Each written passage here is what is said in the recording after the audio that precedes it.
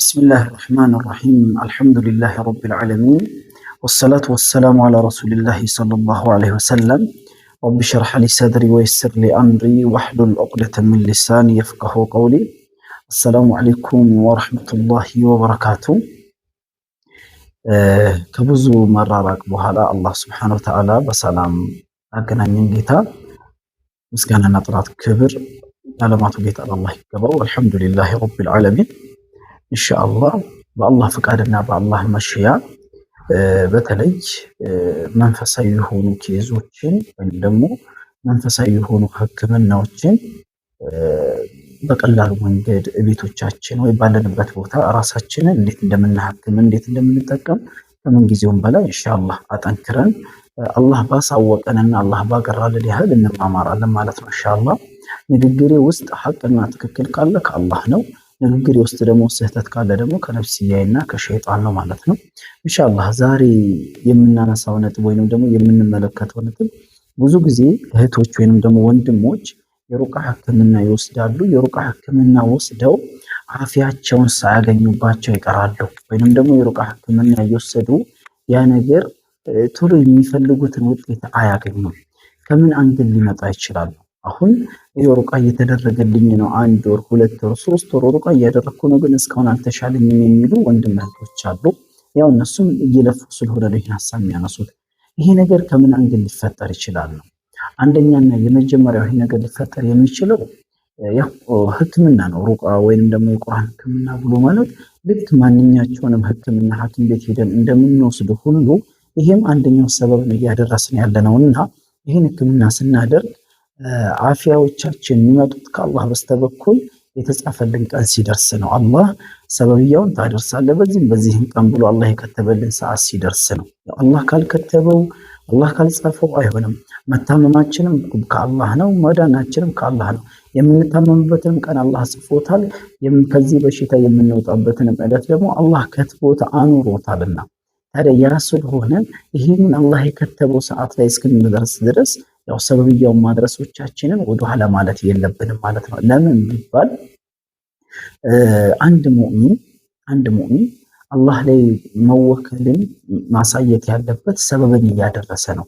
ሰበብ ሳያደርስ አላህ ላይ ተወክል አለኝ ካለ ይሄ የሙእሚን መገለጫ አይደለም። ሙእሚን ሰበብ ነው ማድረስ ያለበት።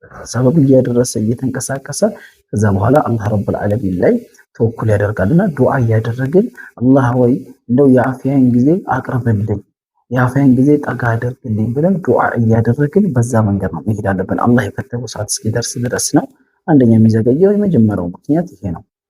ሁለተኛው ምክንያት ደግሞ ሰበብያውን እያደረሽ ቁርአን እያስቀራሽ ዚክር እያደረሽ ኢባዳዎችን እያደረሽ ለምንድነው መዳን ያልቻልኩት? ለምንድነው ይሄ በሽታ ከሰውነት ስር ያልወጣው ካልሽ ሊሆን የሚችለው ምንድነው?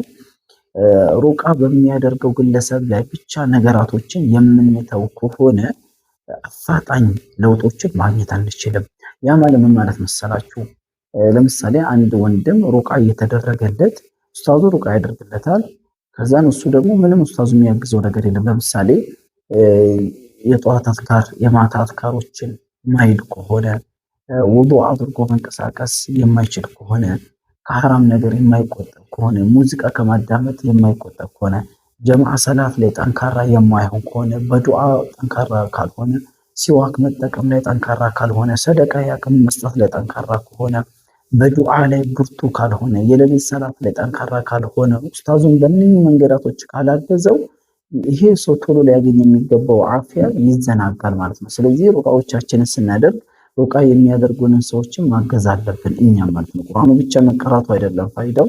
ሌሊት ሰዓት ተነስተህ ያ ረብ ያ አላህ 2 ረካ ሰግደህ ያ አላህ ብለህ ወደ አላህ አቤት ማለት ዱዓ ማድረግ፣ አላህን በሽታ አንሳልን ብለህ ሰደቃ መሰደቅ፣ ጀምዓ ሰላት ላይ ጠንካራ መሆን፣ ዋጅቦችን አጥብቆ መያዝ፣ ሱናዎች ላይ ደግሞ መበርታት መጨማመር። እነኚህ ነገራቶች የምናደርግ ከሆነ በተለይ ወደ አላህ አቅረብ መሆን እንችላለን። ለአላህ በጣም ቅርብ መሆን እንችላለን። ለአላህ በቀረብን ቁጥር ደግሞ ከአላህ የምንፈልገው ነገር ማግኘት እንችላለን ማለት ነው።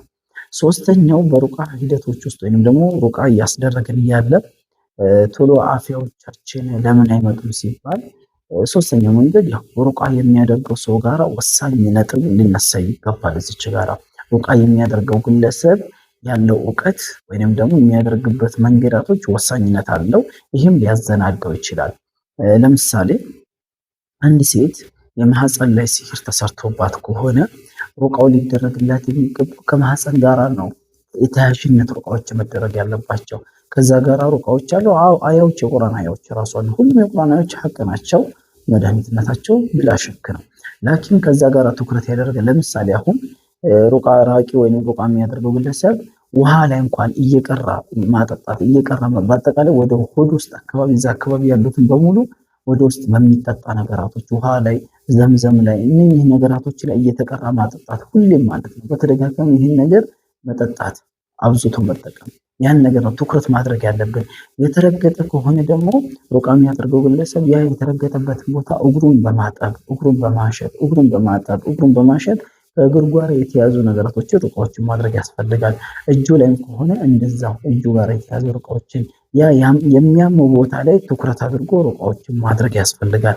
ያ ነገር ሲሆን ደግሞ በአላህ ፍቃድ በአላህ መሻያ ጅኒ ለምሳሌ ወይንም ደግሞ ሲህሩ የተቀመጠው እጁ ላይ ከሆነ እዛ ቦታ ላይ እጁ ላይ ለየት ያለ ትኩረትና ከእጅ ጋር የተያዘ ሩቃዎችን አጥብቀን የምንይዝ ከሆነ ምን ይመጣል? እጁ ላይ ያለው ሲህር እየተዳከመ ይመጣል። አቅም የለውም ማለት ነው። ልቅ የሆነ ሩቃዎችን የምናደርግ ከሆነ ግን ጂኒዎች ናቸው፣ ይንቀሳቀሳሉ። ሰውነቶቻችን ውስጥ እንደልባቸው እንዲንቀሳቀሱ አላህ ስለፈቀደላቸው ሊሰተሩብን ይችላሉ። እነዚህ ሶስት ምክንያቶች ናቸው ሊሆኑ የሚችሉት ሩቃዎቻችን ላይ እያደረገ ሕክምናውን እየወሰድን የሚዘገይብንም ከሆነ ማለት ነው። አላህ ረብል ዓለሚን በዚህ በሽታ አይፈትነን። በዚህ በሽታ የተያዙትን እህቶቻችንን ወንድሞቻችን በሙሉ ደግሞ አላህ አዩብን በአንድ ዱዓ ሙሉ በሙሉ አፊያው መልሶለት ወደ መጀመሪያው ጤና የመለሰው ጌታ የእናንተንም አፊያ የእናንተንም ደስታ የእናንተንም ሳቅ አላህ ይመልስላችሁ። ይህም በሽታ አላህ ያሳላችሁ። እኛንም አላህ ረብል ዓለሚን አላህ ይጠብቀን። ወሰላሙ አለይኩም ወረሕመቱላሂ ወበረካቱ።